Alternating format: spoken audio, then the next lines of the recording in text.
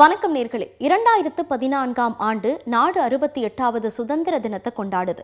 அப்போ நாட்டு மக்களிடையே உரையாற்றின பிரதமர் மோடி அவர்கள் என்ன சொல்றாரு அப்படின்னு பாத்தீங்கன்னா, பாலியல் வன்கொடுமைகளை கேள்விப்படும் போது வெட்கி தலகுனிய வேண்டிய சூழ்நிலை இருக்கு அப்படின்னு பிரதமர் மோடி அவர்கள் உரையாற்றுறாரு.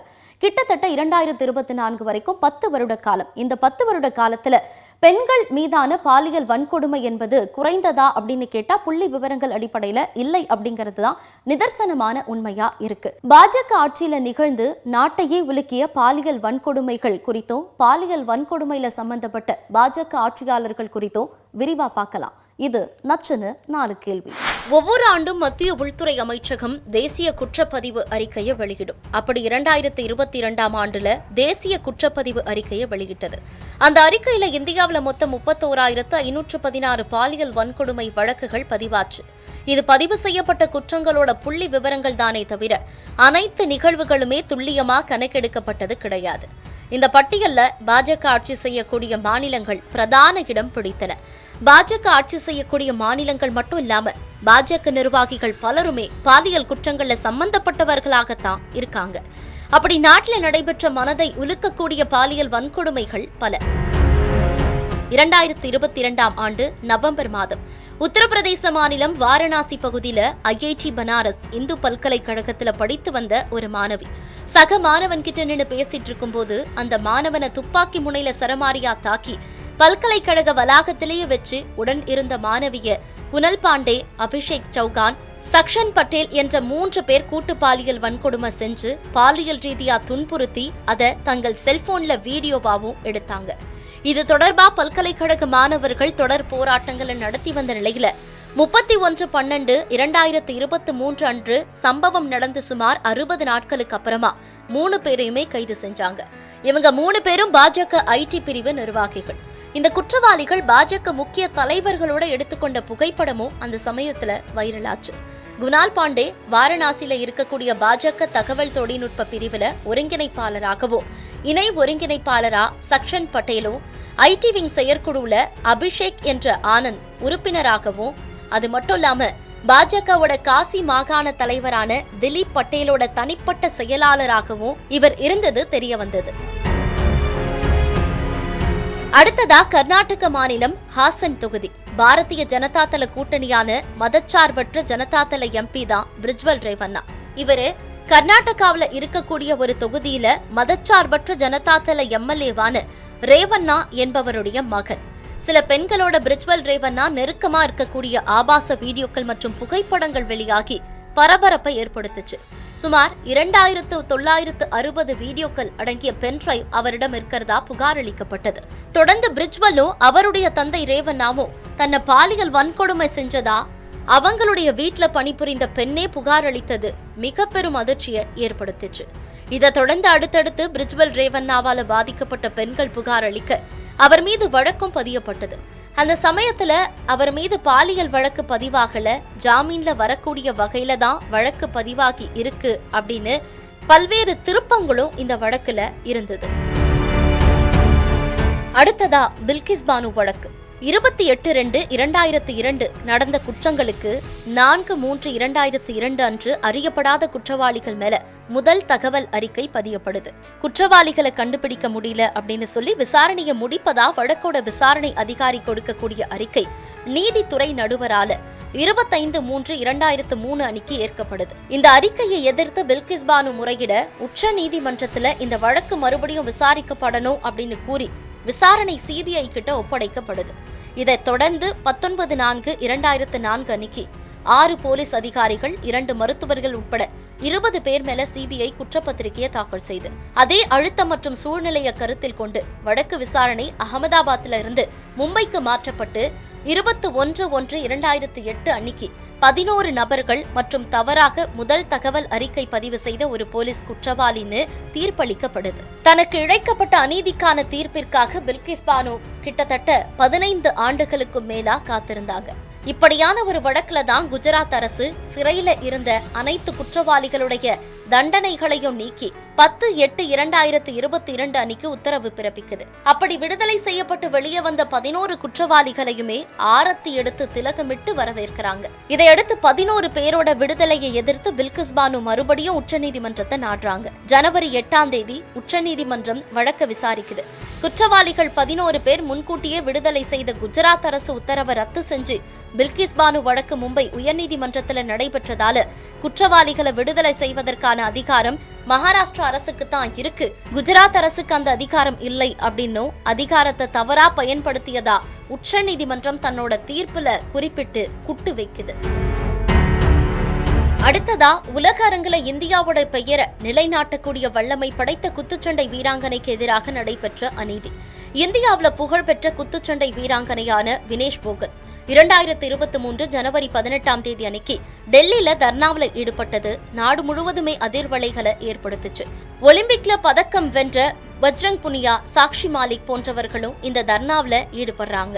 இதுக்கு காரணம் இந்திய மல்யுத்த கூட்டமைப்போட தலைவரான பிரிஜ் பூஷன் சரண் சிங் 10 மல்யுத்த வீராங்கனைகள் கிட்ட பாலியல் சுரண்டல்ல ஈடுபட்டதா வினேஷ் போகத் மற்றும் மற்ற வீராங்கனைகள் குற்றம் சாட்டினாங்க. அதுக்கடுத்து 2023ஆம் ஆண்டு மே மாதம் மணிப்பூர்ல ஏற்பட்ட இனக்கலவரத்துல பல பேர் கொல்லப்பட்டாங்க. பல்வேறு அசம்பாவிதங்களும் ஏற்பட்டது. அந்த வகையில மணிப்பூர் இன்னும் இயல்பு நிலைக்கே திரும்பல. இந்த நிலையில தான் 2 பெண்களை நிர்வாணமாக்கி ஊர்வலமா இழுத்து சென்ற வீடியோ சமூக வலைத்தளங்கள்ல பரவச்சு. அப்போ வழக்கமா திசை திருப்பக்கூடிய பேச்ச பிரதமர் பேசினார். மணிப்பூர் சம்பவத்தால கடும் வேதனையோ கோபமோ அடைஞ்ச இந்த சம்பவம் 140 கோடி இந்தியர்களை அவமானப்படுத்தப்பட வச்சிருக்கு, மணிப்பூர் மகள்களுக்கு நடந்தது மன்னிக்க முடியாது அப்படின்னு சொல்லியிருந்தாரு.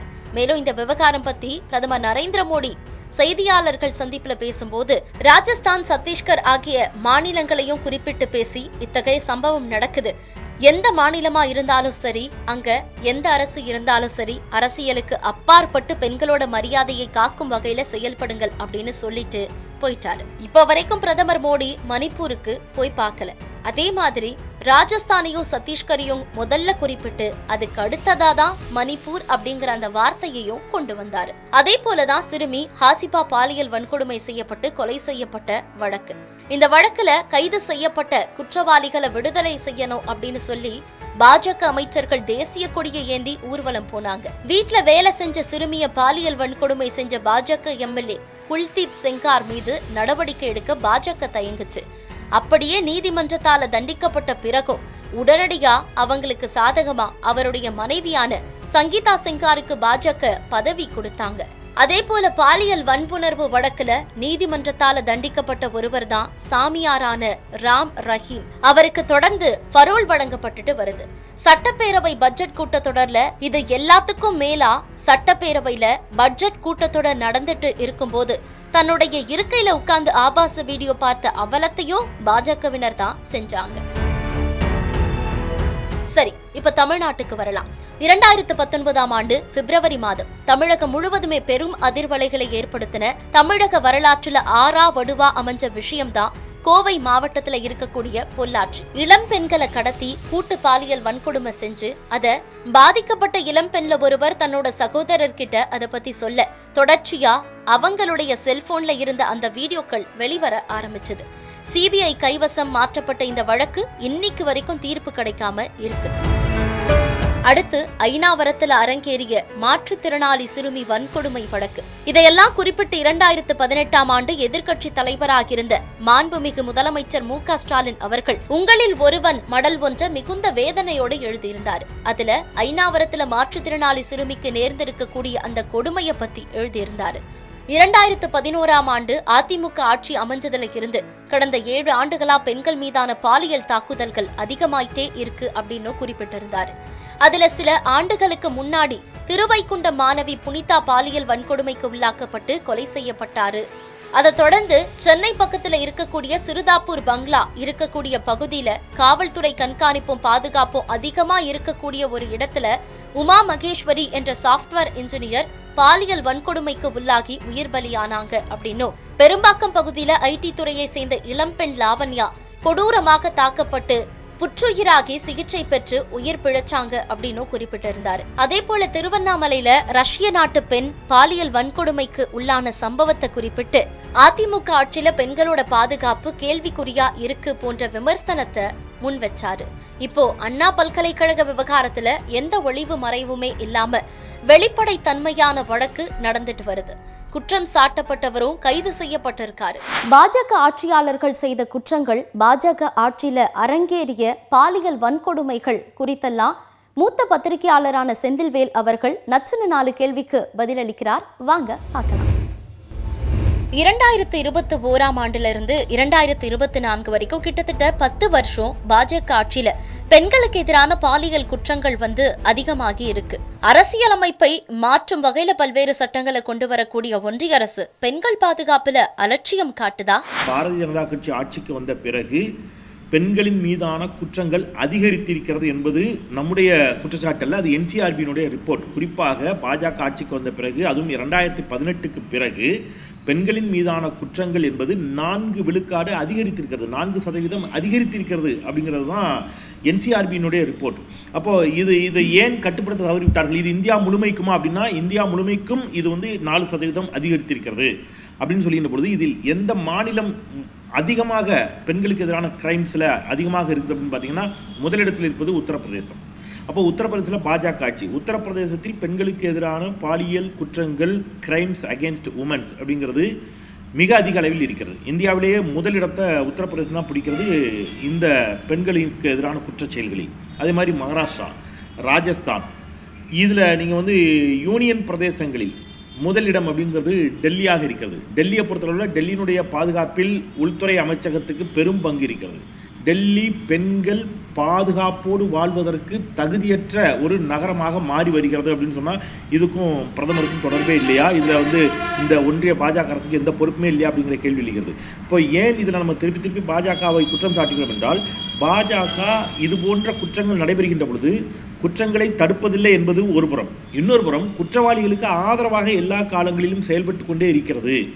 அதுதான் அங்கே பிரதான குற்றச்சாட்டு. குறிப்பாக நம்ம மணிப்பூரில் பார்த்தோம். மணிப்பூரில் 2 பெண்கள் நிர்வாணப்படுத்தப்பட்டு பாலியல் வன்முறைக்கு உள்ளாக்கப்பட்டு அது வீடியோ பதிவு செய்யப்பட்டு அந்த வீடியோ காட்சிகள் வெளியாகி இந்தியாவையே உலுக்கிய பிறகுதான் அந்த குற்றவாளிகள் கைது செய்யப்பட்டார்கள் 78 நாட்களுக்கு பிறகு. அப்பவும் அது குறித்து இந்தியா முழுவதும் ஒரு பெரும் எதிர்ப்பு எழுந்த நிலையிலும் கூட நாடாளுமன்றத்தில் அது குறித்து பேசுவதற்கு பிரதமர் மறுத்தார். மணிப்பூருக்கு செல்லவே இல்லை பிரதமர். அப்போ பிரதமர் மறைமுகமாக என்ன கன்வே பண்றார் அப்படின்னா, குற்றவாளிகளுக்கு அவர் ஆதரவாக இருக்கிறார் அப்படிங்கிறதான் எல்லா இடத்திலும் அவருடைய செயல்பாடுகளின் மூலம் அவர் கன்வே பண்றாரு. அப்போ எல்லா இடங்களிலும் குற்றவாளிகளை பாதுகாக்கக்கூடிய முயற்சியில் தொடர்ந்து அது குஜராத் கலவரம் தொடங்கி மணிப்பூர் கலவரமாக இருக்கட்டும், எல்லா இடங்களிலும் குற்றவாளிகளை பாதுகாப்பதற்கு இந்த பாஜகவும் பிரதமரும் எல்லா இடங்களிலும் முயற்சி செய்திருக்கிறார்கள். அதான் சிறுமி ஹசிபா விவகாரத்தில் காஷ்மீரில் ஒரு சிறுமி கோவிலுக்குள் பாலியல் வல்லுறவு செய்யப்பட்டு படுகொலை செய்யப்பட்ட நிலையில் அந்த குற்றவாளிகள் கைது செய்யப்படுகிறார்கள். குற்றவாளிகள் கைது செய்யப்பட்டதற்கு கண்டித்து குற்றவாளிகளுக்கு ஆதரவாக பாரதிய ஜனதா கட்சியினுடைய அமைச்சர்கள் தேசிய கொடியேந்தி பேரணியாக சென்றார்கள் அப்படின்னு சொன்னால், இந்த பிரதமர் குற்றவாளிகளுக்கு என்ன கன்வே பண்ணுறாரு? நீங்கள் பாஜகவில் இருந்தால் போதும், அல்லது இந்த பாஜக ஆர்எஸ்எஸ் சித்தாந்தத்தை ஏற்றுக்கொண்டால் போதும், நீங்கள் எந்த விதமான கிரைம்ஸையும் செய்யலாம் என்பதாக அவர் தொடர்ந்து கன்வே பண்ணக்கூடிய அந்த செய்தி தான் இன்றைக்கு பெண்களுக்கு எதிரான குற்றச்செயல்கள் மிக மிக அதிகரித்திருப்பதற்கு காரணம். இந்தியாவில் பாஜக ஆட்சிக்கு வந்த பிறகு பெண்களுக்கு எதிரான குற்றங்கள் 4 விழுக்காடு அதிகரித்திருக்கிறது என்பதுதான் கசப்பான உண்மை. அதில் முதலிடம் பெறக்கூடிய மாநிலங்களாக இருப்பவை பாஜக ஆட்சி செய்யக்கூடிய மாநிலங்கள் என்பது இன்னும் கசப்பான உண்மை. பேரறிஞர் அண்ணா, முத்தமிழறிஞர் கலைஞர் போன்ற அரசியல் ஆளுமைகளை கண்ட தமிழ்நாட்டுல சாட்டையால அடிச்சுக்கிறது, செருப்பணிய மாட்டேன் அப்படின்னு சொல்றது போன்ற அரசியல் செய்வதும் சரி, அப்படிப்பட்ட அரசியல் செய்பவர்களையும் சரி எப்படி பாக்குறீங்க?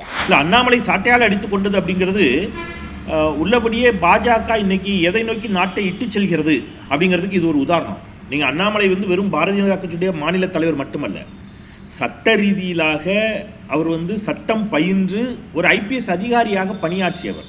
ஒரு பெண்ணுக்கு பாதிக்கப்பட்டிருக்கிறாள் ஒரு பெண் அப்படிங்கிற இடத்துல அந்த பெண்ணை பாலியல் ரீதியாக தொல்லைக்குட்படுத்திய அந்த குற்றவாளி 3 மணி நேரத்தில் தமிழ்நாடு காவல்துறையால் கைது செய்யப்பட்டிருக்கிறார்.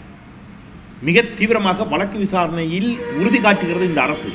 இப்போ நீங்கள் உள்ளபடியே அந்த பெண்ணின் பக்கம் நிற்பது உண்மை என்றால், பாஜக, தமிழ்நாடு பாஜக அந்த பெண்ணின் பக்கம் நிற்பது உண்மை என்றால், நீங்கள் வந்து தமிழ்நாடு அரசின் பக்கம் நின்று அரசுக்கு ஆதரவாக அல்லது அந்த குற்றவாளியை மிக விரைவாக தண்டிப்பதற்கு சட்ட ரீதியிலான போராட்டங்களை வலுப்படுத்துவது சரியான ஒன்றாக இருக்குமா? நான் வந்து முச்சந்தியில் நின்று என் வீட்டு வாசல் நின்று சவுக்கால் அடிக்கிறேன் அப்படின்னு சொல்கிறது அப்படிங்கிறது இருக்குல்ல, இது வந்து முற்றிலும் இந்த பிரச்சனையை மடைமாற்றுவது.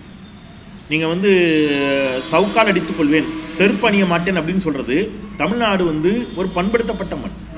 பெரியார், அண்ணா, கலைஞர் உள்ளிட்டவர்களால் நீங்கள் வந்து இங்கே பெண்களுக்கு எதிரான குற்றங்கள் வந்து ஒரே நாளில் எந்த ஒரு மந்திரவாதியாலும் ஒரே நாளில் மாற்றக்கூடிய பிரச்சனை அல்ல. அது நீண்ட காலமாக ஒரு ஆணாதிக்க சமூகத்தில் பெண்களுக்கு எதிரான குற்றங்களை தடுப்பதற்கு ஒரு பெரும் போராட்டங்களை இங்கே நம்முடைய தலைவர்கள் செய்திருக்கிறார்கள். பெரியாராக இருக்கட்டும், அண்ணாவாக இருக்கட்டும், கலைஞராக இருக்கட்டும், இன்றைக்கு இருக்கக்கூடிய முதலமைச்சராக இருக்கட்டும். என்னெல்லாம் செஞ்சிருக்கிறாங்க அப்படின்னு கேட்டால், நீங்கள் பெண்களினுடைய கல்வி அறிவு மேம்பட வேண்டும், பெண்களுக்கு சொத்துரிமை கொடுக்கப்பட வேண்டும். அப்போ பெண்கள் பொருளாதார ரீதியாகவும் கல்வி ரீதியாகவும் அவர்கள் வலுப்பெற்றால் மட்டும்தான் பெண்களுக்கு எதிரான குற்றங்கள் குறையும் என்பதில் நாம் உறுதியாக இருந்தோம். அதனால தான் இந்தியாவில் முதன்முறையாக பெண்களுக்கு சொத்துரிமை என்ற சட்டத்தை இயற்றியவர் முத்தமிழறிஞர் டாக்டர் கலைஞர். அப்போ சொத்துரிமை பெண்களுக்கு செல்கின்ற பொழுது அவர்கள் மீதான தாக்குதல்கள் ஓரளவு குறையும். முற்றிலுமாக தடுத்து நிறுத்தப்படுமா தெரியாது, ஓரளவு அது கட்டுப்படுத்தப்படும். ஆனால் பெண்களுக்கு சொத்துரிமை கொடுக்க வேண்டும் என்று பாபா சாஹேப் அம்பேத்கர் ஹிந்து கோட் பில் கொண்டு வந்த போது இதே RSS அதை கடுமையாக எதிர்த்தது. எல்லா பெண்களுக்கு ஆதரவான சட்டங்கள் எல்லாம் இந்த நாட்டில் கொண்டு வரப்பட்ட பொழுதெல்லாம் RSS-ஆக இருக்கட்டும் அல்லது இந்த மாதிரி பாரதிய ஜனதா கட்சியினுடைய சகாக்கள், ஹிந்துத்துவ ஐடியாலஜி கொண்ட அமைப்புகள் அதை எதிர்க்கத்தான் செய்திருக்கிறார்கள். ஆனால் தமிழ்நாட்டில் பெண்கள் தொடர்ந்து எம்பவர் பண்ணப்பட்டிருக்கிறாங்க திராவிட முன்னேற்ற கழகத்தினுடைய ஆட்சியில். நீங்கள் வந்து பெண்களுக்கு கல்வி உதவித்தொகை அது வந்து 8ஆம் வகுப்பு போகிற, அப்புறம் 10ஆம் வகுப்பு போகிற, அப்புறம் 12ஆம் வகுப்பு போகிற என்று திமுக நீட்டித்ததல்லவா, அதில் பெண்களினுடைய கல்வி படிப்படியாக முன்னேற்றம் அடைந்தது. அதை இங்கே நம்ம வந்து குறிப்பிட்டே ஆகணும். அப்போ பெண்களினுடைய கல்வியை மேம்படுத்துவதற்கு இன்னைக்கு புதுமை பெண் திட்டம் உள்ளிட்ட அனைத்துமே கல்வி ரீதியாக பெண்களை முன்னேற்றம் அடைய செய்வது. அப்போ தமிழ்நாட்டில் தான் முதன்முறையாக முத்தமிழறிஞர் டாக்டர் கலைஞர் பெண்கள் காவல்துறையில் பணியாற்றலாம் என்ற சட்டத்தை கொண்டு வந்து பெண்கள் காவல்துறையில் பங்கேற்றது பணியாற்றியது தமிழ்நாட்டில் தான். இதெல்லாம் வந்து பெண்களை எம்பவர் பண்ணி பெண் அடிமைத்தனத்திலிருந்து அல்லது பெண்களின் மீதான தாக்குதலிலிருந்து பெண் சமூகத்தை நாம் வந்து மீட்டு கொண்டு வருவதற்கு உதவி செய்யக்கூடியதாக இருக்கும். அவர்களை பகுத்தறிவு ஊட்டுவது. இன்னும் சொல்லப்போனால் பெண்களை விடுங்க, பெண்களுக்கு பெருமளவில் பாதிப்பு ஏற்படுத்தக்கூடிய ஆணாதிக்க சமூகத்தில் ஆணாதிக்கத்திற்கு எதிராக பேசுவது, ஆண்களை சாட்டையால் அடிப்பது, ஆண்களை சாட்டையால் அடிப்பதுங்கிறது ஆண்களுடைய சித்தாந்தத்தை, ஆணாதிக்க மனநிலையை சாட்டையால் அடிப்பது அதை பெரியார் செய்தார். ஆணாதிக்க சிந்தனையை சாட்டை கொண்டு அடித்தார். அப்போ இங்கே எவ்வளவு தூரம் நம்ம கடந்து வந்திருக்கோங்கிறது இருக்குல்லங்க. நீங்கள் வந்து விதவைங்கிற வார்த்தை கூட தவறு என்ற இடத்துலேருந்து கைம்பெண்கிற வார்த்தையை கொடுத்ததுலேருந்து பெண்களினுடைய கண்ணியம் காக்கப்பட வேண்டும் என்பதில் திராவிட இயக்கங்கள் தொடர்ந்து உறுதியாக இருந்துச்சுன்னா, சட்ட ரீதியிலான தண்டனையை பெற்றுத்தருவதை தவிர்த்து தாண்டி சாட்டாலை அடிச்சுக்கிறது, செருப்பணிந்து கொள்வது என்பது போன்ற பாதைக்கு தமிழ்நாட்டை திருப்ப முயற்சிப்பது என்பதே பெண்களுக்கு இழைக்கக்கூடிய அநீதியாக நான் பார்க்கிறேன். அண்ணாமலை உள்ளிட்டவருடைய செயல் என்பது மிக மிக வன்மையாக கண்டிக்கத்தக்கது. அண்ணா பல்கலைக்கழக விவகாரத்துல எதிர்கட்சியினரோட விமர்சனங்களையும் பாஜகவை சேர்ந்தவர்களோட விமர்சனங்களையும் தொடர்ந்து பார்த்துட்டு வரும். அவங்களுடைய நோக்கம் என்னவா இருக்கு? இந்த விவகாரத்தில் எதிர்கட்சியினுடைய விமர்சனம் அப்படிங்கிறது தொடர்ந்து வந்து அரசியல் ரீதியாக ஆதாயம் தேட முயற்சிப்பதை தவிர இவர்கள் வந்து எந்த இடத்திலும் பெண்களுக்கு நீதியை பெற்றுத் தர வேண்டும் என்று நினைக்கக்கூடிய அடிப்படையில் இந்த விமர்சனங்கள் இருப்பதாக எனக்கு தெரியல. குறிப்பாக அஇஅதிமுக இருக்கட்டும் அல்லது பாஜகவாக இருக்கட்டும். இப்போ பாஜக வந்து இங்கே வந்து தமிழ்நாட்டில் இந்த அரசை இவ்வளவு கேள்வி கேட்கிறது அப்படிங்கிற இடத்துல நான் ஒரு கேள்வியை பாஜகவை நோக்கி திருப்பி எழுப்ப வேண்டிய தேவை இருக்கிறது. அது என்ன அப்படின்னா, நீங்கள் மற்ற மாநிலங்களை விடுங்க, தமிழ்நாட்டில் பாரதிய ஜனதா கட்சிக்குள் பெண்களுக்கு பாதுகாப்பற்ற சூழல் நிலவுகிறது, பெண்களுக்கு எதிராக பாலியல் அத்துமீறல்கள் நடக்கின்றன, இதை விட மோசமாக நடக்குது எனக்கு தெரியும் என்று சொன்னவர் அண்ணாமலை. இன்றைக்கு தமிழ்நாடு பாரதிய ஜனதா கட்சியின் தலைவராக இருக்கக்கூடிய அண்ணாமலையினுடைய ஒரு ஆடியோ சில மாதங்களுக்கு முன்பு அது லீக் ஆச்சு, பெரிய அளவில் வைரல் ஆச்சு. நமக்கு தெரியும் தமிழ்நாடு பாஜகவிற்குள் மிகப்பெரிய அத்துமீறல்கள் நடக்கின்றன என்று பகிரங்கமாக அவர் ஒத்துக்கொண்டார். அது தொடர்பாக இதுவரைக்கும் நீங்கள் என்ன விசாரணை நடத்தியிருக்கிறீங்க? ஒரு நடிகை அண்ணாமலை உள்ளிட்டவர்களின் மீது பாஜகவின் மீது பெண்களுக்கு பாதுகாப்பற்ற சூழல் அங்கே நிலவுகிறது என்ற குற்றச்சாட்டை வைத்துவிட்டு வெளியேறினார். அதுக்கு என்ன இதுவரைக்கும் அண்ணாமலையிடமிருந்து பதில் வந்திருக்கிறது? சொந்த கட்சியில் இருக்கக்கூடிய பெண்களுக்கு பாதுகாப்பற்ற சூழல் நிலவுவதாக ஒத்துக்கொண்ட நிலையிலும் கூட அண்ணாமலை உள்ளிட்டவர்கள் அது குறித்து என்ன நடவடிக்கை எடுத்தார்கள் அப்படிங்கிற கேள்வி இங்கே எழுகிறது. இன்னொன்று, பல இடங்களில் நீங்கள் வந்து கோயம்புத்தூரில் ஒரு பள்ளி, அந்த பள்ளிக்கூட மாணவி ஆசிரியரால் பாலியல் ரீதியாக தொல்லைக்கு உட்படுத்தப்பட்டதாக சொல்லி தன்னைத்தானே மாய்த்துக் கொள்கிறாள். அந்த மாணவிக்கு இதே கோவை பகுதியைச் சேர்ந்த அண்ணாமலை நேரில் போய் அஞ்சலி செலுத்தியோ ஆறுதல் செலுத்தியோ அந்த மாணவிக்கு நீதி ஏற்றோ எந்த போராட்டத்தையும் நடத்தலை. அதே பகுதியைச் சேர்ந்த சட்டமன்ற உறுப்பினர் வானதி சீனிவாசன் அந்த வீட்டுக்கே போகலை. காரணம், அந்த மாணவி ஒரு ஹிந்து அமைப்பு நடத்தும் பள்ளிக்கூடத்தில் பயின்ற மாணவி. சென்னையில் ஒரு பிரபலமான பள்ளியில் இதே பிரச்சனை வந்துச்சு. அன்னைக்கு பாஜகவோ அண்ணாமலையோ எந்த போராட்டத்தையும் முன்னெடுக்கலை. அன்றைக்கும் திமுகவும் திராவிட இயக்கங்களும் இன்ன பிற இடதுசாரி இயக்கங்களும் தான் பாதிக்கப்பட்ட மாணவிகளின் பக்கம் நின்றன. சென்னையில் மிக பாரம்பரியமான பழமையான ஒரு நாட்டிய பள்ளி. அதில் நீங்கள் எவ்வளோ பெரிய குற்றச்சாட்டை முன்வைத்து அந்த மாணவிகள் போராட்டத்துக்கு முன் வந்தாங்க. அன்றைக்கு பாஜகவினுடைய செயல்பாடு என்னவா இருந்துச்சு? பாஜக அது பொறுத்து பேசிச்சா? குறைந்தபட்சம் ஏதாவது பேசிச்சுதா? இல்லை. அப்போ இன்னைக்கு இதை கையில் எடுக்கிறார்கள் என்று சொல்லின பொழுது நான் ஒரு கேள்வி கேட்குறேன். இதற்கு முன்பு இதே மாதிரி கடந்த அஇஅதிமுக ஆட்சி காலத்தில் ஒரு பேராசிரியை மாணவிகளை தவறாக வழி நடத்தினார் அப்படிங்கிற ஒரு ஆடியோ லீக் ஆச்சு. மேலிடத்துக்கு நீங்கள் அட்ஜஸ்ட் பண்ணி போக வேண்டும் என்று அவர் பேசிய ஆடியோ லீக் ஆச்சு. அந்த மேலிடம் என்பது யார் அப்படிங்கிற கேள்வியை அன்றைக்கு எதிர்க்கட்சி தலைவராக இருந்த மாண்புமிகு ஸ்டாலின் அவர்கள் எழுப்பினார். அந்த மேலிடம் என்பது அன்றைக்கு ஆளுநர் மாளிகை என்பதாக குற்றச்சாட்டு வெளியாச்சு. கடுமையாக அது பற்றி பேசப்பட்டுச்சு. இன்றைக்கு அந்த பேராசிரியை தண்டிக்கப்பட்டு விட்டார் நீதிமன்றத்தால். அந்த மேலிடம் யார் என்பதை யார் சொல்ல போகிறார்கள்? யார் அதை பற்றி பேச போகிறாங்க? மேகாலயாவினுடைய ஆளுநராக இருந்த பாரதிய ஜனதா கட்சியைச் சேர்ந்த சண்முகநாதன், தமிழ்நாட்டைச் சேர்ந்தவர், அவர் மீது வெளிப்படையாக ஆளுநர் மாளிகை ஊழியர்கள் பாலியல் குற்றச்சாட்டுகளை சொன்னார்கள். பாஜக அவர் மீது எடுத்த நடவடிக்கை என்ன? அப்போ இது எதையுமே செய்யாத பாஜக தமிழ்நாட்டில் அவருடைய நோக்கம் என்ன அப்படின்னு கேட்டிங்கன்னா, தமிழ்நாட்டையும் மணிப்பூரை போல மாற்றுவது, தமிழ்நாட்டையும் குஜராத்தை போல மாற்றுவது அப்படின்னு ஆசைப்படுகிறார்கள். அதற்காக முயற்சிக்கிறார்கள். அதற்காக இது போன்ற இண்டிவிஜுவல் கிரைம்ஸை தங்களுக்கு சாதகமாக அரசியல் ஆதாயத்திற்காக பயன்படுத்த முயற்சிக்கிறார்கள். நிச்சயமாக தமிழ்நாடு மக்கள் பாஜகவையும் அஇஅதிமுக உள்ளிட்ட அரசியல் ஆதாயம் தேட முயற்சிக்கக்கூடிய எந்த கட்சியாக இருந்தாலும் அந்த கட்சிகளை தமிழ்நாடு மக்கள் புறக்கணிப்பார்கள். பில்கிஸ் பானு வழக்குல அரசியல் என்பதை தாண்டி குற்றவாளிகளை திலகமிட்டு வரவேற்ற அந்த பெண்களோட மனநிலை எப்படிப்பட்டது? மனிதாபிமானத்தை தாண்டி மேலோங்கியது எது அப்படின்னு நினைக்கிறீங்க?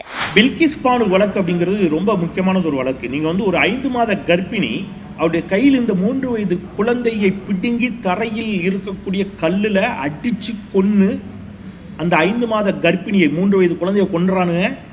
5 மாத கர்ப்பிணியை கூட்டு பாலியல் வல்லுறவு செய்கிறார்கள். கொடூர குற்றவாளிகள், குற்றம் சாட்டப்பட்டவர்கள் அல்ல, கொடூர குற்றவாளிகள், நீதிமன்றத்தால் தண்டிக்கப்பட்டவர்கள். நீதிமன்றத்தால் தண்டிக்கப்பட்ட அந்த கொடூர குற்றவாளிகளை சுதந்திர இந்தியாவினுடைய 75வது சுதந்திர தினத்தை கொடியேற்றி நாடு முழுவதும் கொண்டாடி கொண்டிருந்த வேளையில் இந்த பாரதிய ஜனதா கட்சி அரசு அவர்களை விடுதலை செய்கிறது. அவர்களை விடுதலை செய்வதற்கு ஒரு கமிட்டி போடப்படுது. அந்த கமிட்டி என்ன சொல்லுது? அந்த கமிட்டியில் இருக்கக்கூடிய பாஜக எம்எல்ஏவிடம் ஒரு ஆங்கில ஊடகம் பேட்டி கேட்கிறது. ஏன் அவங்களை விடுதலை செய்தீர்கள் என்று. அவர் சொல்லுகிறார், because they are all Brahmins, அவர்கள் பிராமணர்கள், மிகவும் நல்லவர்கள் என்று அவர்களை விடுதலை செய்வதற்காக போடப்பட்ட கமிட்டியில் இருக்கக்கூடிய பாஜக எம்எல்ஏ சொன்ன பேட்டி இன்னமும் இணையத்தில் இருக்கிறது. இப்படி ஒரு நிகழ்வு இப்படி நடந்தால் மட்டும்தான் இனி முஸ்லிம்களை கட்டுப்படுத்த முடியும், முஸ்லிம்களை கட்டுக்குள் கொண்டு வர முடியும் என்று சொன்னவர் இன்றைக்கு இந்த நாட்டுடைய பிரதமராக இருக்கிறார். அப்போ இன்னைக்கு எந்த தமிழ்நாட்டை அப்படி பண்றாரா நம்முடைய முதலமைச்சர்? 3 மணி நேரத்தில் குற்றவாளியை கைது செய்திருக்கிறது இந்த அரசு. ஆனால் நீங்கள் முதலமைச்சராக இருக்கின்ற பொழுது, குஜராத் கலவரத்தின் பொழுது நீங்கள் போலீஸை நீங்கள் அமைதியாக இருங்கள், கலவரக்காரர்கள் கலவரம் செய்யட்டும் என்று சொன்னீர்கள் என்று உங்களுடைய மாநிலத்தில் பணியாற்றிய காவல்துறை அதிகாரி நீதிமன்றத்தில் சொன்னது இது. அப்போ நீங்கள் ஆர்கனைஸ்ட் கிரைம்ஸ் அப்படின்னு நான் திருப்பி ஏன் சொல்கிறேன்னா, நீங்கள் இஸ்லாமியர்களுக்கு எதிராக, பழங்குடியின மக்களுக்கு எதிராக, கிறிஸ்தவர்களுக்கு எதிராக திட்டமிட்ட கலவரத்தை நீங்கள் செய்கிறீர்கள். அதுதான் இன்னைக்கு இவ்வளவு தூரத்தில் கொண்டு வந்து நிறுத்தி இருக்கிறது. குர்மீத் ராம் ரஹீம்ங்கிற ஒரு சாமியார் நீதிமன்றத்தால் தண்டிக்கப்பட்டவர்கள், ஆசாராம் பாபுவும் சரி, குர்மீத் ராம் ரஹீமும் சரி, நீதிமன்றத்தால் தண்டிக்கப்பட்டவர்கள். தொடர்ந்து பரோல் கொடுக்கிறது பாஜக அரசு.